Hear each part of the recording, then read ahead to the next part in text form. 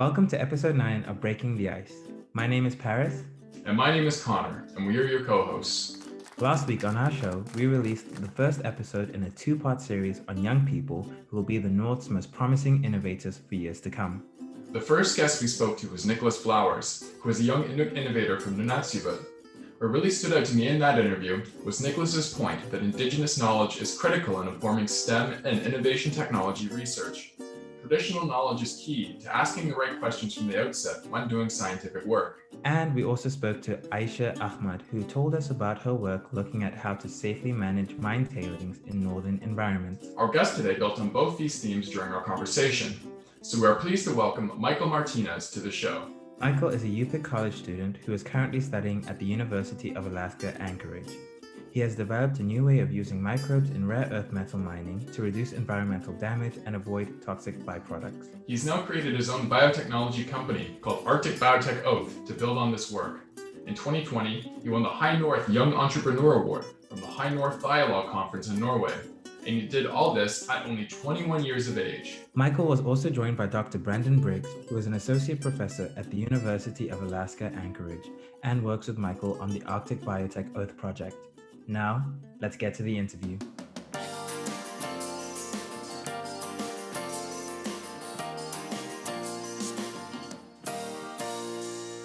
Okay, great. So just to start us off, why don't we have both of you just please introduce yourselves to our audience and maybe give a few lines about your professional background. And why don't we start with you, Michael? All right. Hello, my name is Michael Martinez. My ethnicities are Yupik and Otomi. I'm currently a senior chemistry student here at the University of Alaska Anchorage. And most of my research and this startup has been from the spin out of the research from Dr. Brandon Briggs' lab. And he can introduce himself next. Yeah, I'm Dr. Brandon Briggs. I'm associate professor at the University of Alaska Anchorage. I've come through from an undergrad at Idaho State University, a PhD at Oregon State University, and did a postdoc at Miami University, which is in Ohio, not the Florida one. And then been here in Alaska for the last about 6 years. And how old are you, Michael? Just before we go further. Yeah, before we go on, I'm actually 21. Whoa, we're the same age. Yeah, and so I just want to follow up. And for Michael, we read up that you recently won the High North Young Entrepreneur Business Competition for your work on extracting rare earth metals. So we wanted to know, for a layperson, what does this exactly mean, and what are the implications of the research that you've been doing? Yeah, that's a great question. So these rare earth elements are the 17 lanthanides, and these are used for their high energy and powerful energy characteristics, such as in batteries. If you've ever been to the hospital for an MRI, CT scan, as well as your phones and computers that you're listening on for this podcast, all of these and so much more, such as in satellites in space, require these rare earth elements. And especially as we're seeing these industries move forward, such as with the electric vehicles, with more satellite communications and just more new devices, as well as better healthcare, hopefully we'll be seeing more of a need for the rare earth elements. And that is something that Arctic Biotech Oath and myself and Dr. Briggs can provide with this new technology. And with this new technology, we're looking at extracting at circumneutral pH. And I think Dr. Briggs can elaborate more on the technology part. Yeah, it's really it's a paradigm shift that we're working for, is being able to do this at a circumneutral pH, where the microbes, instead of producing acids, which is typically done in mining, we're really working on trying to get this done without any types of acids.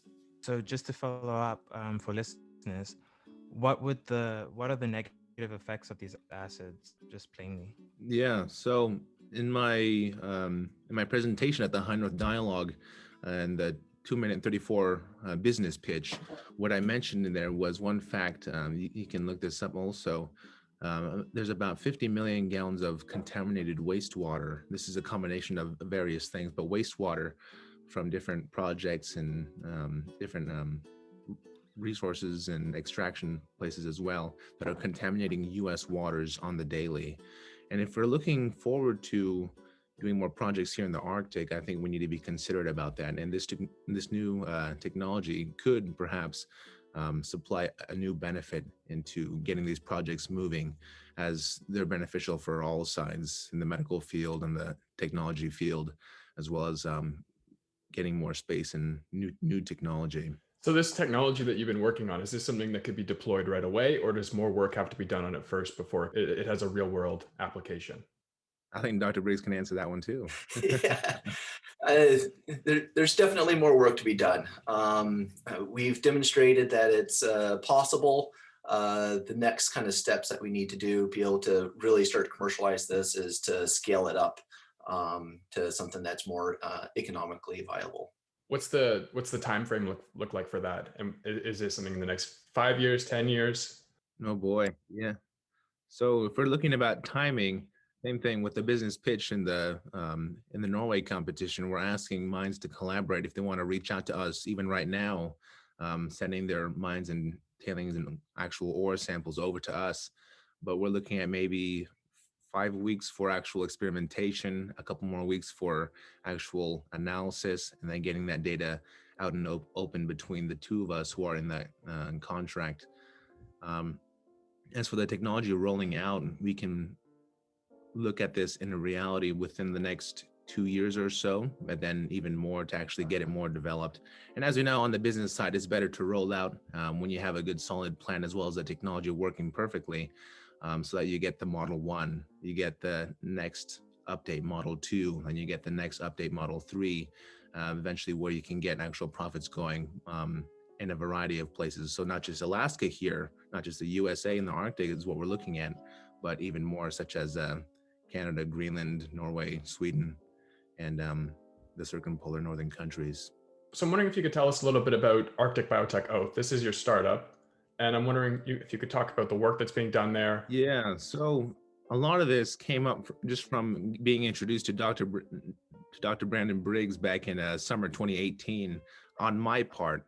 So with this, it was a new transition from cancer research into this biotechnology development, and I actually enjoyed it a lot, and that's why we are here today. But the technology actually looks at testing different ores, is what we're doing right now. A handful of different ones, and getting those scaled up, and not only looking at the chemical and the interactions and the release of the rare earth elements, but how does it work, and as well as the genome experimentation as well, seeing how we can get these natural occurring microorganisms to be able to do something that is favored, such as biomining, and preferably in that circumneutral pH area. So Arctic Biotech Oath is looking at the way to incorporate a green technology and expand that further, so that we're able to do this at the circumneutral pH, similar to that of water. I think Dr. Briggs can elaborate on what was going on before now as well. Michael's really kind of taken this a whole new step forward. Before he came in, we were working on trying to get this technology going, and it really kind of stemmed from a basic research. During my postdoc, we were looking at how microbes can basically breathe on solid iron. And some of those observations there kind of led us going, well, we might be able to apply this into a different situation. And it was through some chance encounters that we met up with some people at the University of Alaska in Fairbanks that were working on rare earth elements. We're like, well, this is a critical need. We might have the right mechanisms. So we had started with some of the preliminary analysis, and that's kind of where Michael came in to kind of help with some of those analyses. And he's really kind of taken this a whole next step further to getting this to something that's commercializable.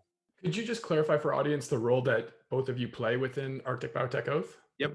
So currently, as we just pitched this at the High North Dialogue competition, this is not an operating company right now, but they start a company soon to be open and released as well. But we are doing the research right now and open to collaborations to those who are listening.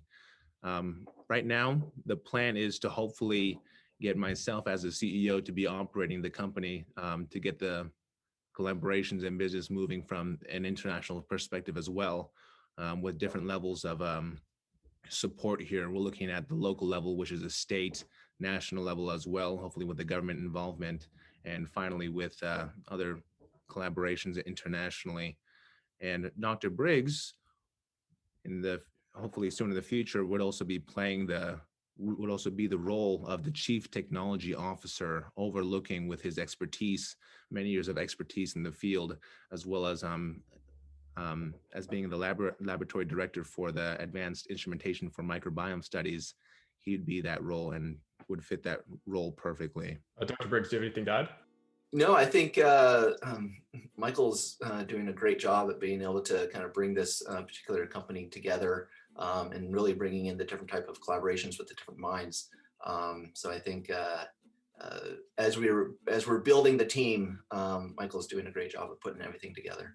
Yeah, and these are incredible achievements so far, let alone that you're achieving it at such a young age. And so I guess to follow up with everything that we've just learned, the question is like, would you have advice for other young people in the North looking to start businesses? Yeah, that's a great question. So, in order to innovate here in the Arctic, I think Dr. Briggs mentioned that being in such a harsh environment, especially during the winters, you have quite a while without the sun, and most of your time is spent either indoors, which is mostly in this urban area in the cities. So, getting involved is just a matter of learning what you do, either whether it be in high school or especially in your university, and reaching out to mentors, reaching out to and getting paired with Dr. Briggs was one of the best moves in, I guess you could say, my early career that I could have done. And being among these different organizations and programs, such as the Alaska Native Science and Engineering Program and the American Indian Science and Engineering Society, and many more, such as the American Society for Microbiology as well. A lot of these are able to push you in the right directions, not only in answering various questions in the research area, but looking at what's hot right now in the green energy sector, what is going on right now with different collaborations in the low 48, as well as abroad as well. That's how I was able to get into contact with the professionals from Norway and seeing what is happening over there. How are they transitioning their conventional energy methods to green energy? And how can Alaska, Canada, and other Arctic countries be able to compete? I think the healthy relation between competition is also something that is pretty good to move things forward, not only for us, but also for the world. I think a recent article touched on, I think, stating that the United Nations actually stated that acid mine drainage was one of the contaminating and polluting rising problems to waters. So I think that's something to address that right now. All of that learning, all of that being involved in different programs and having a mentor is able to fit perfectly with deploying this idea that hopefully can make an impact, not only here on Earth, but hopefully maybe in a couple of decades also in space. I think Dr. Briggs also probably has quite a bit of details for the education part, maybe in the Arctic also, especially with microbiology. Yeah, I think you really kind of hit it on the head there, Michael, of looking out for different types of mentors. And I think Michael's being a little too modest. He really is a go-getter, and he makes those connections himself.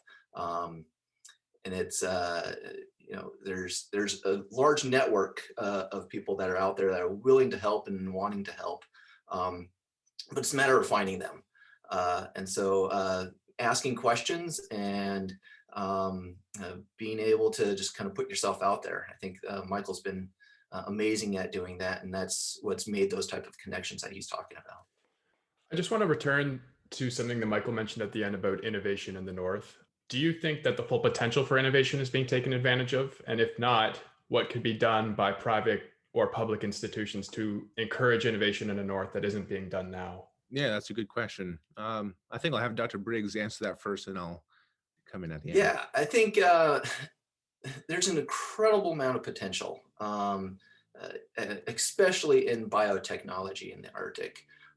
If you look at the globally, the biotechnology in cold environments, most of that stuff has come from Antarctica.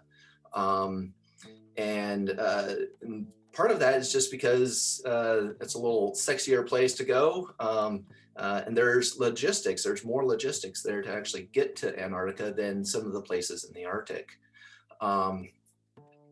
And so I think there's a lot more that can be done. One is making that more known, trying to get the logistics of being able to access the Arctic, the high Arctic at least. And I think making that connection between basic research and applied research. There is a lot of basic research that's going on, and that's really the foundation that has to happen. But then that next step of applying that into the something that can be actually commercialized. Like Michael said, the Arctic, it's a difficult place to live, and there's the extreme conditions really drives innovation. And I think the other thing that we really need to make the case for is that the innovation that is required for in the Arctic actually helps in other places around the globe as well. A great example of this is horizontal drilling. It was first developed and innovated on the Arctic North Slope because it's so expensive to build different pads for drilling that they developed a way to build one pad, but then horizontal drill to another place. Well, now that's being done in the many places across the world to be able to get methane and different type of fracking operations. So I think something like this, that Arctic Biotech Oath, can actually help not only show that we can do this in the Arctic and the cold and be modular and be able to move in different places, but also that's available in many other places as well in the lower 48 or across the globe. Just before we move on, I was just wondering, Michael, if you had a follow up on that other question as well. Yeah, he answered that pretty well. The innovation in the Arctic, you also have to look at the rising population of new graduates and educated that are also, whether it be Alaska Native or indigenous to Canada as well, they also have quite a bit of ideas, and these different programs and connections are able to have them to deploy their ideas, not only in this field, biotechnology, but also in other areas of STEM. So I think that's pretty good to take note of as well. And with the innovation in the Arctic, a lot of it does take on the form of collaboration, as we've seen with many different conferences happening now and also in the past weeks, especially looking at the circumpolar northern countries and also the Nordic countries as well. So it'll take collaboration to move things, whether it be new technology, new products, or new innovations. And with one of the courses that we've covered with Dr. Briggs at the university, there's a variety of technology being used and also gathered and also discovered new forms of different, whether it be different mechanisms, different bacteria, different microorganisms that are able to give certain things that could be applied in the medical field as well as in the biotechnology field. So it's a good outcome that's coming. Yeah, and it's really interesting to hear that both of you guys are talking about this idea that, of course, this is going to be beneficial for circumpolar industries existing in the circumpolar region, but that it's intended for broader array of use. And so I guess to kind of come back down to this, to the north, I have a question of, what do you see as the future of the industry specifically for mining in the north? And how much of that future do you see people living in the north playing a role in that? Yeah, that's a great question. As for the as for getting this type of new technology out, and especially being able to collaborate with existing companies such as the mining companies who are very prevalent around and also seeking new exploration projects, I think it's a good move, and especially with the movement of green technology across many sectors, across many countries, that getting to early collaborations such as now would be beneficial for soon to come. The regulations are changing as well, and also looking to implement just being a little bit more conscious to the green energy and also the impact around the surrounding immediate area, whether it be the land, the water, and seeing how you can also make those connections with the actual community, because essentially the community will also be providing the environment for those places to take place, such as the stores, the houses, the people who are there, as well as the workforce. And with these new projects and these new companies such as Arctic Biotech Oath, we're looking possibly to get more people to get involved in the job sector, getting trained a little bit more, getting a purpose to go after those degrees and more education to get involved in a new exciting company such as this that will perhaps change and move the industry forward. Um, I think Dr. Briggs can add to that as well. Yeah, I think you answered that quite well, Michael. And really, yeah, it's adding another type of industry. Um, Especially here in Alaska, there really isn't any type of biotechnology industry that's happening. There's some things, but for the most part, in the mining industry as well. Um, so we really need to, like Michael was saying, bring people in, get them trained up. Um, and that's what we need, the people here in the north that are living here, to join in and get excited about these particular opportunities. I see my job as trying to uplift different voices. Um, and I think Michael's a great person to be able to help, show or help uplift that voice and help see other people that are much more and diverse in voices and reasonings. And I think that's really where I see my particular job. And Michael makes it easy for me. Thank you very much. So I just want to switch gears a little bit. So after you won your award, you were quoted as saying that this was a Yupik and Indigenous peoples win up here in Alaska. So I'm wondering if you could just tell us briefly about your identity as an Indigenous person and what that means to you. Yes, that's a great question. Yeah, and so being Alaska Native as well as Otomi, so my mother has ties to the village of Kotlik in the southwestern part of Alaska in the coastal area, and my father is Native and Indigenous to central Mexico. So speaking on that part, it's pretty exciting to see because I think even those who are even my age or even younger as well, especially upcoming, I also have some younger siblings. It's great to see that someone like them, someone that comes from the same background in the same area, um, can actually deploy and actually creative, and not only creative, but actually see something that can be used for the betterment of the people in the area as well as for a whole energy sector. And seeing how the the area and the programs have come together is also pretty unique. Seeing that these new education programs and such as the Alaska Native Science and Engineering program here at UAA is actually producing applicable leaders in STEM. So I think just speaking on that part, that's remarkable in of itself. And yeah, it's been quite the grind. It's been quite the hard work put into place. This is not easy, and also perhaps not for everyone getting involved in the business area of things. But if you are excited about it, if you are passionate about it, the sky's the limit here. Yeah. Yeah. And so, Michael, I know that you had mentioned a sort of timeline for the company, but we did also want to know, you're near graduating. So, do you plan on staying in the north? Do you plan on furthering your studies? Like, what does the future hold for you? Yeah, that's a great question. Actually, getting those nailed out right now, especially too, because I think one thing to consider also, and that I've heard from a handful of professionals and some that have also have experience in different industries too, that there comes a time, whether it be for technology or for a certain event or something that's breakthrough technology, that it takes a mixture of things, but especially it being the right time.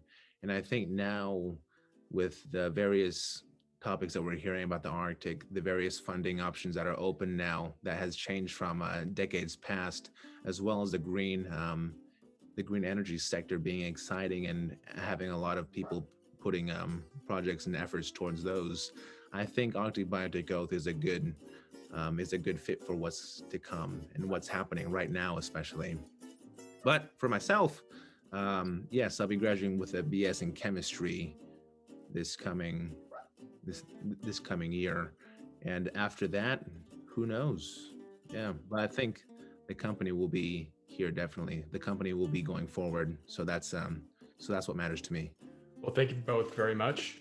Just to wrap up, I want to ask if there's anything that you think our audience should know about you or the work you do that hasn't been brought up yet. Yeah, maybe Dr. Briggs, do you want to go? Yeah. I don't know. Yeah, I think we covered a lot of this. And I think some parting words is is really this ability to be able to move to this applied research and understanding what that basic research is and how we can apply it into different situations. And that's what's really going to drive that type of innovation. The Arctic needs more innovation to be able to both resource extraction as well as for just everyday lives. And so I'm excited for what the future holds for this. Yeah, couldn't agree more. Thank you. I'll probably talk a little bit too. Pretty exciting to see Arctic Biotech Oath going as well. And thank you so much for Dr. Briggs joining us, as well as Connor and Paris. If you guys are listening, those who are in the mining sector or on the different areas of collaborative efforts, especially in the Arctic, I think you can reach out to us either through the hosts here or through looking up the University of Alaska Anchorage and getting into contact with Dr. Brandon Briggs. Well, great. That's the end of that. And Paris and I would just like to thank you again for appearing on the show. I think this was a really interesting discussion. And it's definitely awesome to see innovation of this sort happening up in the north, especially with people as young as yourself, Michael. And so we wish you both the best of luck going forward. And thanks again. Yeah, thank you.